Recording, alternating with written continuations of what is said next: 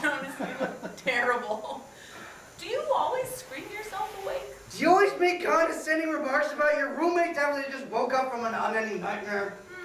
It's a tradition right now. What was your unending nightmare about? Is that from the scary movie you saw last night? No, I didn't go. I slept the whole night, actually. What was that you were going to see anyway? Nothing you like, that's for sure. Do you honestly think just because you hated the -1 that my taste in movies sucks? When someone says this is my favorite movie, and then watching it reminds you of waking up in a pool of your own vomit, pretty sure you could be sure that your taste in movies is just a little bit different. Fine. So, whatever. Are you gonna tell me about your unending nightmare? Yeah, so I'm sitting in this chair for like 5 hours just watching the grass grow. Wait, are you talking about the math class you meant to drop 2 weeks ago, or the dream you had last night? Or can you tell the difference? Ha ha ha! Hilarious, Jillian! No, I'm talking about the dream. I was literally sitting in the backyard half the night just watching the grass sway back, forth, back. That's what you consider a nightmare? Can you even fathom how bizarre it is to dream in real time? I mean, it felt like 4 or 5 hours of being a living statue. Like a forced meditation retreat. It moved rapidly from boring to painful to creepy to let it just end. Get this preferable, sweet Lord, please. Doesn't make for a great story, does it? We'll get there. So after 5 hours of me being a living statue, you finally said something. Oh, I was there, staring at the grass with you? I don't know. I didn't notice you until you said something. Anyway, when I looked over at you, you were digging. How could you not notice me for 5 hours? Maybe you stood silently and waited. That doesn't sound like me. Look, I would have noticed if anything besides blades of grass past my field of vision, so no, you didn't move. Okay. Well, did I at least look like me? No! You look like Pascal. The guy that invented the calculator? No, the philosopher. You know Pascal's wager? Yeah, that's the same guy. What? You can be a philosopher and a mathematician? You can be a college student and a barista, so... Anyway, you look like Pascal, but like really old. What did you look like? I kind of look like Aristotle. Founder of logic. Yeah, why not? So many reasons. Anyway. Oh, well, we were a couple of famous geeks, I get it. Okay. Was I naked?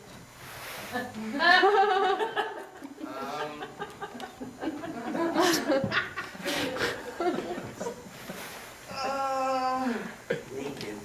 Naked.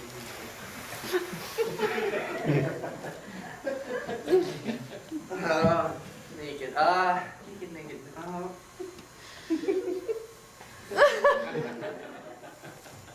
No, I think I may have noticed that. Anyway, even though you look like a fully clothed Pascal, I knew it was you. So then you said, "Do you think this tree has imaginary roots?" And that's when I noticed you were digging up the apple tree. And then I said, "No, I don't think so." And then you pointed to another shovel and said, "Are you gonna help me find them?" Oh, boy. I asked you that right after you told me you didn't think there were any.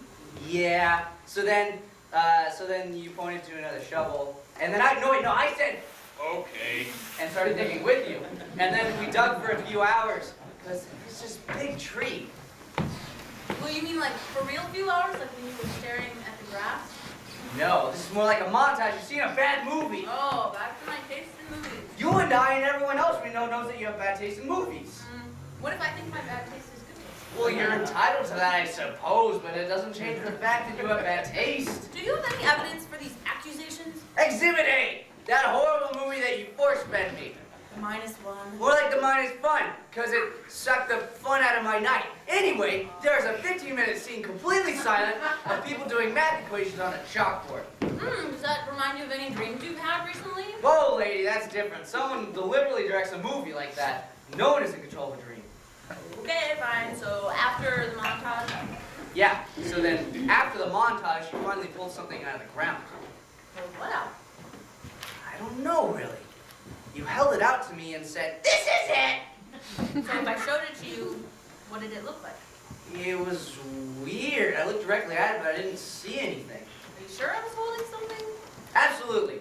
When I looked at it out of the corner of my eye, and not directly at it, I think it kind of looked like a small fire hydrant. Out of the corner of your eye. Well, no. It's more like when you stare at a light bulb, and then you close your eyes, and then you see the shape in reverse. Inverse. Sure, like a negative. Anyway, your face got all creepy, and you said, "Now do you believe me?" And I wanted to say no, but my mouth wasn't working right and wouldn't let me talk. And then you just kind of snickered and stalked over to the pear tree. And started digging? Yeah, and then without turning around to face me, you said, "Are you going to help me find them?" Well, then what did you do? I had to keep digging. Literally, I had to. The questions were commands suddenly. Or maybe you'd always been in charge. I like the sound of that. So then there was another digging montage? Yeah, except this time, I've moved from reluctant cooperation to semi-mesmerized slavery. And you've gone from happy Egypt-obsessed archaeologist at the Lost Tomb of Thames to renegade practitioner of the forbidden black arts, digging up the corpse of the infamous necromancer Caliban, whose desiccated heart holds the key to you conquering the universe. Yeah. So, I have bad taste in movies, but your obscure history references are cool, right? Yes. You talk to the right people, they're awesome. Oh, so if I talk to the right people, is my bad taste good? Oh, no. Yeah, the imaginary minuses, or whatever that... The -1! Whatever the hell it's called. There's only 3 other fans in the world, and they all accept that they have that taste. You're the exception. 25% is a pretty substantial minority. Not big enough to magically change a negative into a positive, Jillian. Whatever you say. So, then I pulled out another inverted fire hydrant, right? No, you didn't. And then what happened? You just pulled out a regular old tree root this time. Though it was exactly the same size as that fire hydrant thingy. Exactly? Yeah, it was this whole dream certainty again. I knew if you held the 2 objects next to each other, they'd be exactly the same size. But would you be able to see them both at the same time? No! You didn't do that, so we won't know. So the root just looked totally normal? Totally. Then you grabbed this box that was scarily square. Again, I had the same certainty. I knew if I had a ruler, the thing would have been the same on each side down to the frickin' millimeter. Wait, where did the scary box come from? I don't know. Same way the shovels got there, I guess. You know how sometimes in dreams, stuff isn't there? But then you realize it has to be there for everything to make sense. So it sort of just suddenly appears. But it makes sense at the time. Like there's some sort of supernatural creature, like manipulating the dream landscape? Supernatural creature? Someone's been reading the Neil Gaiman. Anyway, you hold the box out to me, and then you say, "You know what to do!"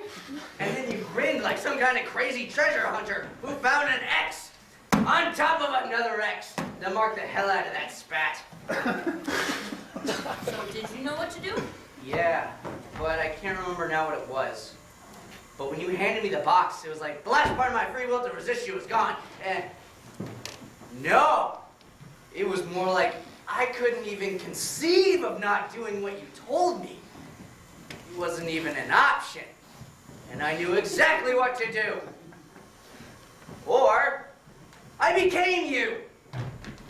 And you, me, knew what to do through me, you. Whatever, it was gonna happen, whatever it was. Okay. Then what? I don't know. Though I ended up staring at the grass again for another 5 hours. Ugh. Was I there? I'm not sure. Like I said, I don't know how I ended up sitting in the grass staring chair, but I realized I was dreaming. And I got this crazy fear that the whole dream was gonna repeat itself like a bacteria multiplying. And I couldn't stand the thought of staring at the grass for another 5 hours. So I figured out how to use my mouth again. And I just screamed myself awake. Ah! Oh, bummer. Just when it was getting good. What do you think it meant? Too much school! Are you still gonna drop that math class? I don't know what the hell anyone's talking about in that class. You know, Jonas, I'm a math major. I could, like, help you, you know, be your tutor or something. Or a nominal tutor. I don't know if you truly grasp how little I understand in that class. I can get 10 hours of sleep, and within 2 minutes of that class, I'm dead.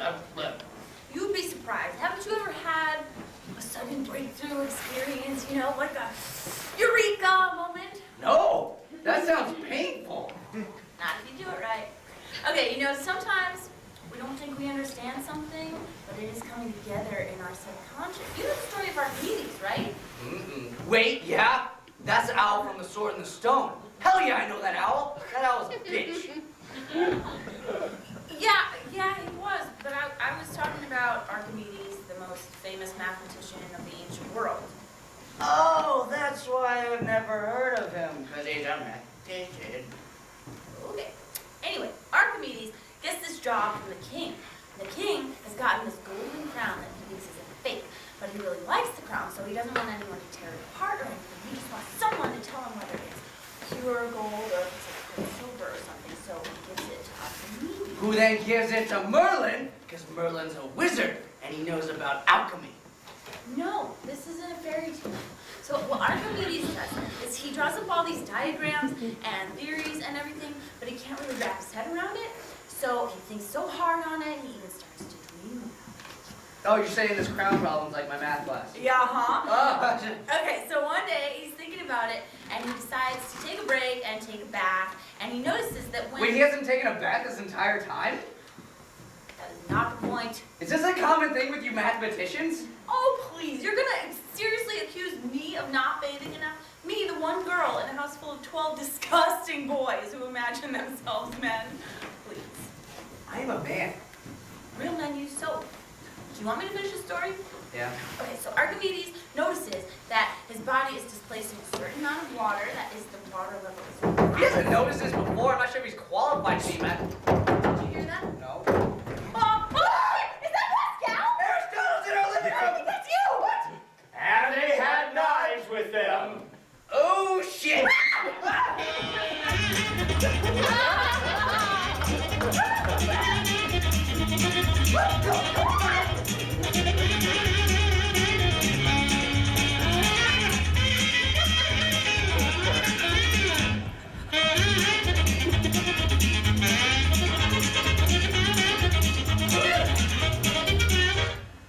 Why are you doing this?